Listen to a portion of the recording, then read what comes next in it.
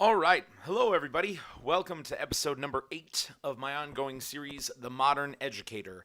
I'd like to start off this episode by talking about a interaction I observed in the halls of my high school earlier this week. Um, I was walking through the halls to pick up some copies that I had made in the graphic arts department, and as I was walking back to my classroom, a African American student was outside in the hallway during class time, having a conversation seemingly with a friend. I don't remember exactly what they were saying, but they were just sort of like talking and hang out kind of communication speak. Uh, and a teacher comes out of the classroom that the boy was standing in front of, and the teacher says, "Hey, kid, you're talking really loud. Get out of here." And the teacher had kind of an aggressive tone.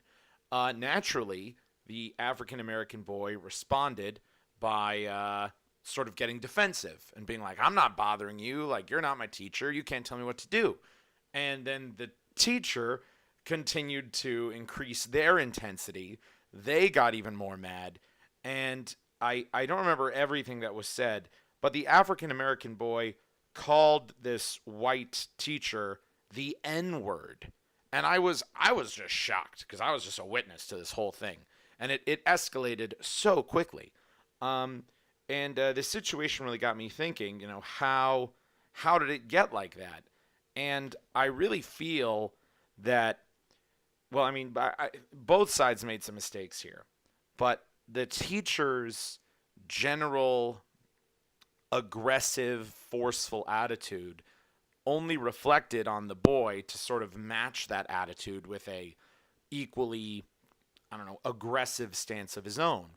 And I think it's important for teachers to sort of always have a, relaxed, easy, simple kind of a tone, even when a kid is really screwing up.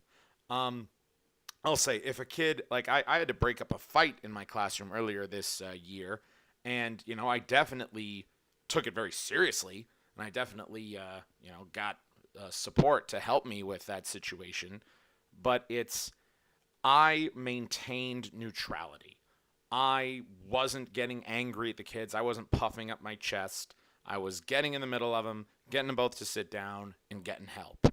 Um, but yeah, the teacher I observed this week definitely kind of had like the puffed up chest, like, get the hell out of here, kid. And it's some kids just never will respond well to that ever. Um, and I also wanted to sort of go off on this too and just talk about cell phones in the classroom because I guess this whole issue with that boy and the teacher really spawned around a cell phone. And teenagers today don't really understand the proper way to use cell phones. Some kids literally check their cell phone every 5 minutes.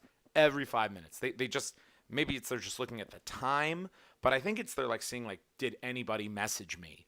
Because I know that some of my female students, especially, they live a world in Instagram and Snapchat, and this sort of digital persona literally is their life. Um, and yeah, like I see girls that have unbelievable amounts of face makeup, but then, don't really wear fashionable clothes and don't really do any other part of their body because so many of your pictures are just of your face. And that's I think quite telling. Um, and I know there was also recently a video posted online of a teacher in Texas who confiscated a boy's cell phone.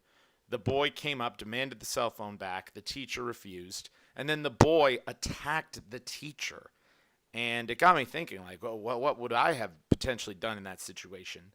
And I'll also make another comment about something that happened. I was covering another class maybe 2 weeks ago, and the teacher's lesson plan required that kids do as many worksheets as possible, and there was like probably 12 worksheets I could have passed out. Um, I got the vibe from the class that they were not they were 12 worksheets wasn't going to happen.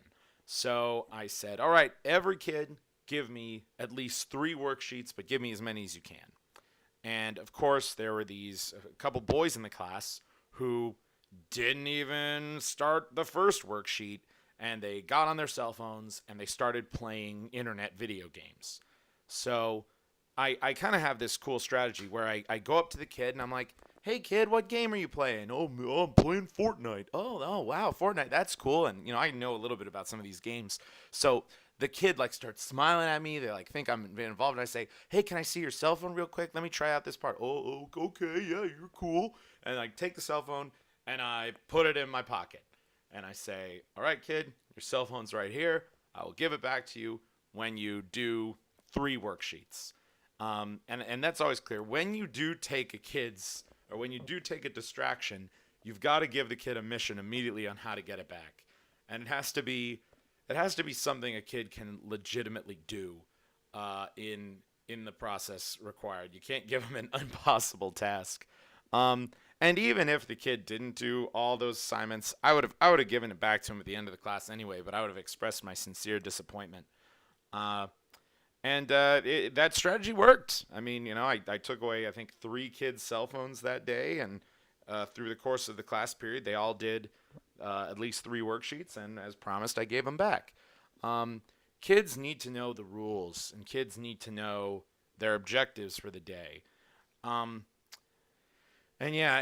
Cell phones, they're not usually a big problem in my honors and AP class, but they're a constant problem in my regular class. And that just got me thinking, like, cell phones allow kids to sort of escape.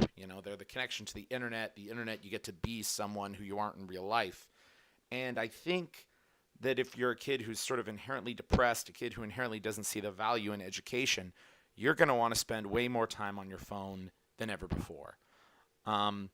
And I just hope that I can come up with more solutions for those kids to really try to convince them that being actively aware in the classroom is a better use of their time than playing another game of Fortnite. The struggle will continue. All right, peace out.